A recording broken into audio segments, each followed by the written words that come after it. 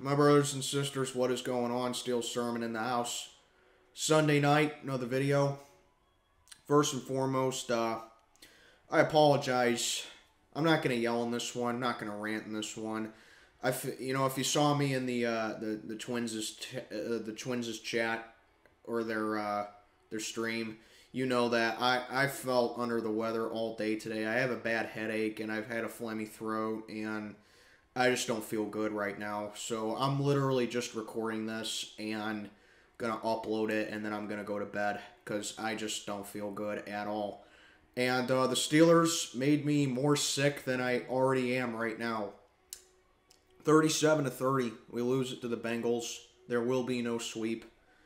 But any Steeler fan watching this video, being honest with themselves, knew this game wasn't close. We played them tough in the first half. Played them real tough in the first half. But, you can always count on Mike Tomlin and Matt Canada to completely just wave the white flag and take their foot off the gas pedal in the second half, as the thumbnail of this video suggests. I really don't know what else I can say about this defense. I mean, coming into this game, real high hopes with the defense coming in this one. We always play the Bengals tough. TJ Watt's hungry. He wants to get to Burrow a couple of times. We're going to put Burrow down a few times. We're going to sack him all night. Didn't really happen. Player who got the sack for us tonight was Alex Highsmith, who, credit to him, he is having a phenomenal year. I think he has 9.5 sacks on the year. So, Highsmith, keep doing what you're doing, man. I mean, that guy is just phenomenal. The only reason this game was even remotely close was because of two people. Najee Harris and George Pickens. Those are the only two players on this team that did anything. Najee had a phenomenal leaping touchdown He hurdled over, I think it was Jesse Bates, for the touchdown. And he kept on fighting for every square inch of yards. I mean, that's the kind of thing I want to see from Najee right there. The yak, the fighting, yards after carry, the aggression. And we saw that today. George Pickens, a couple of really good catches by him today. He had a receiving touchdown today. I don't know what more Kenny Pickett can do, but there were a lot of really questionable throws that Kenny Pickett had tonight. Trying to force the ball, trying to do too much, using his legs too much. I mean, yeah, use his strengths, use his abilities, incorporate the RPOs and incorporate the bootlegs, but don't do it too much. But the thing that really did it for me in this game in particular, fourth quarter, you're down 27-23. You have the ball back up in your own territory. You got there because our garbage offensive line, that is honestly an insult to garbage at this point. But anyway, I digress. Our garbage offensive line puts us back. Dan Moore is absolute trash. I want that guy off the team right now. We gotta completely overhaul this left side of the O-line this spring with the draft. And it starts by getting rid of Dan Moore. Dan Moore is just absolutely pathetic. You can always count on him to have, a hold or a false start or whatever. Deontay Johnson had a couple really bad penalties as well. So we're pushed back. And it's 3rd and 25. Remember how Tyler Boyd and Ryan Clark kept on saying that, you know what, this team just gives up. They don't try to come back from a deficit. They don't try to work hard. We run a draw play on 3rd and 25. First of all, that makes absolutely no sense. Unless you're in the Bengals position where you're up multiple scores. Still, then, I wouldn't agree with it, but it would make a little more sense. You run a draw play on 3rd and 25. Are you serious, man?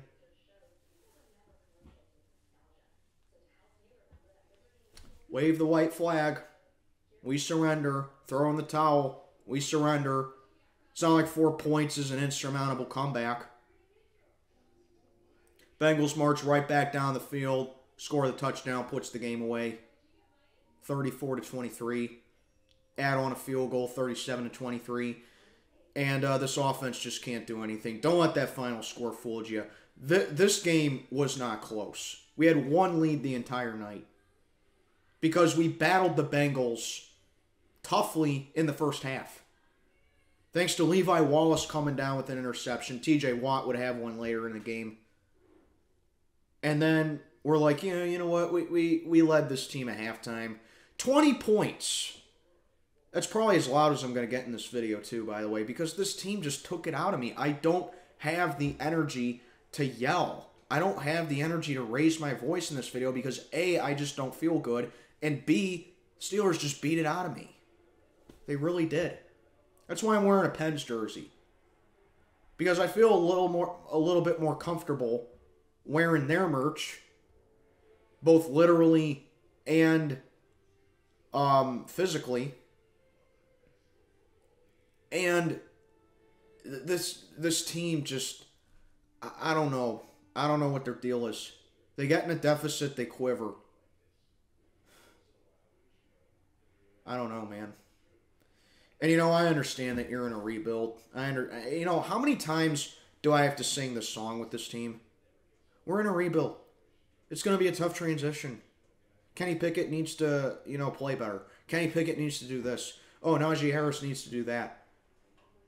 How many times are we going to see that when our offensive coordinator doesn't know how to play call if his life depended on it?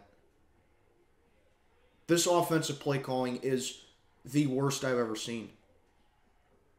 I sit back, I look at teams like Kansas City, who play right now, by the way.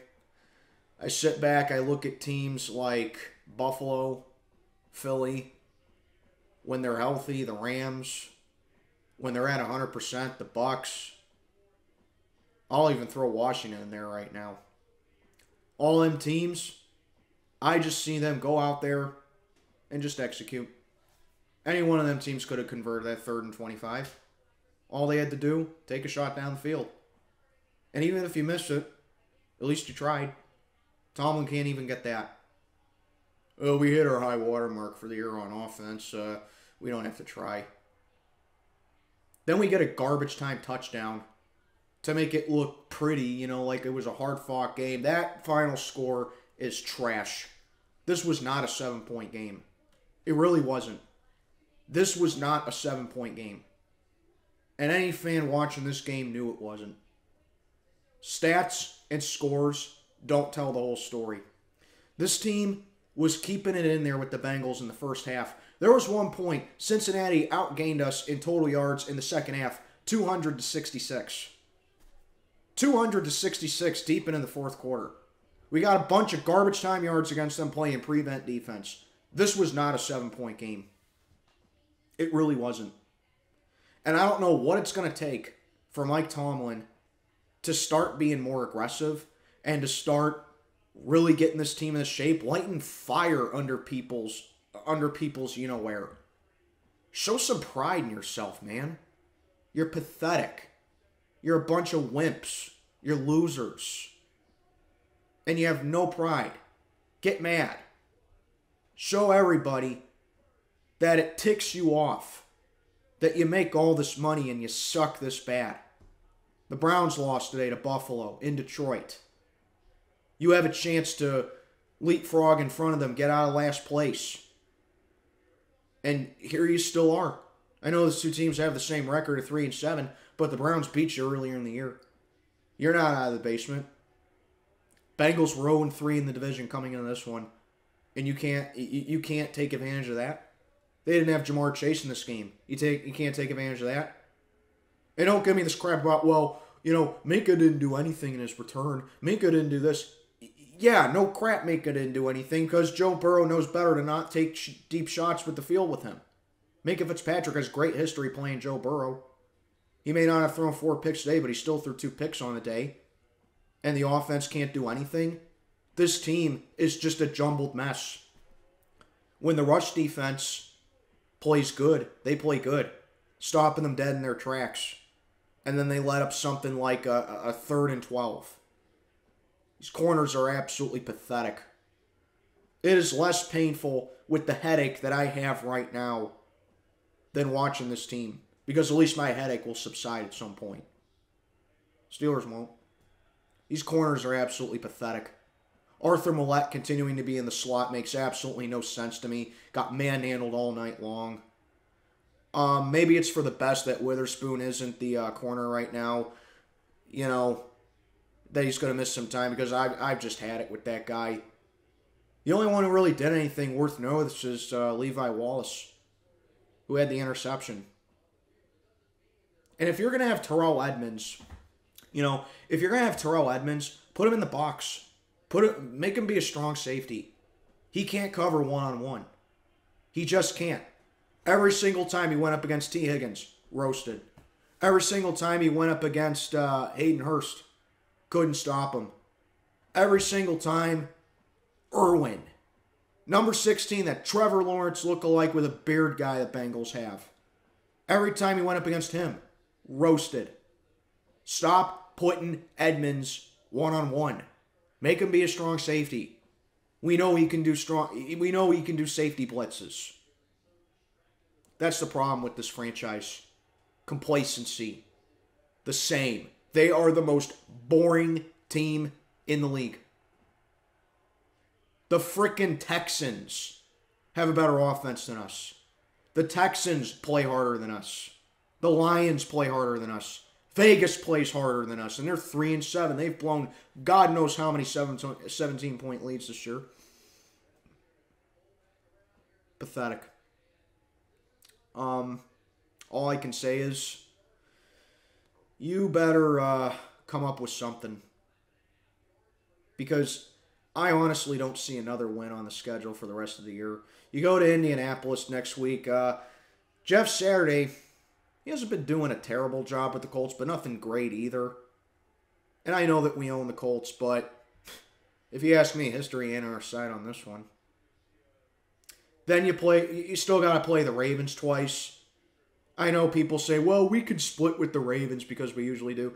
Honestly, I can see Baltimore sweeping us. I can even see Cleveland sweeping us because Deshaun Watson's going to play Week 18. Carolina, possible win, but even then, they play tougher than what people think. Atlanta, possible win, but they've played way tougher than anyone thought they would. I don't care who we have or don't have on the field. You're running out of excuses, Steeler fans. Your excuse was, we're 2-6 because we didn't have T.J. Watt for half the season. Yeah, well, he played tonight. What do you got to say about that? Well, Minkah Fitzpatrick wasn't playing either. He played tonight. What's your excuse there?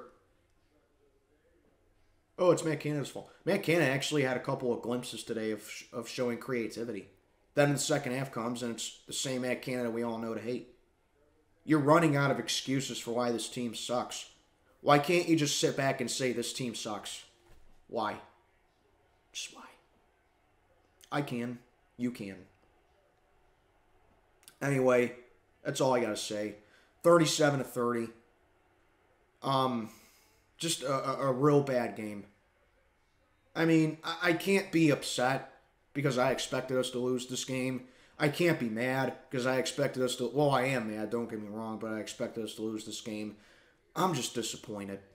I'm disappointed that the first half we played really tough, and then we just completely stop our game plan in the second half, and we give up. I'm completely and utterly frustrated and disappointed in this team. There are very few of these players that deserve to wear these colors. Well, yeah, I know I'm wearing a Pens jersey, but Pittsburgh sports teams all have the same colors, so it's the same concept. You get the idea. There are very few of these players that deserve to don this logo. Very few of them. And nobody earned their damn paycheck tonight. Tell you what, Thanksgiving is in 4 days. Thanksgiving's on Thursday. You guys should just give your paychecks to Goodwill. Give them a happy Thanksgiving. Because you didn't earn a cent today. Let alone in the second half. Did not earn a single cent. I'm completely embarrassed and completely ashamed of this team. Do better. Like, comment, subscribe, follow me on Instagram and Twitter. Links are posted down below. Still Sermon, checking on out for the night. I'm going to bed because I just don't feel good. Surprised I went at this for 15 minutes, and I'm gone. Peace!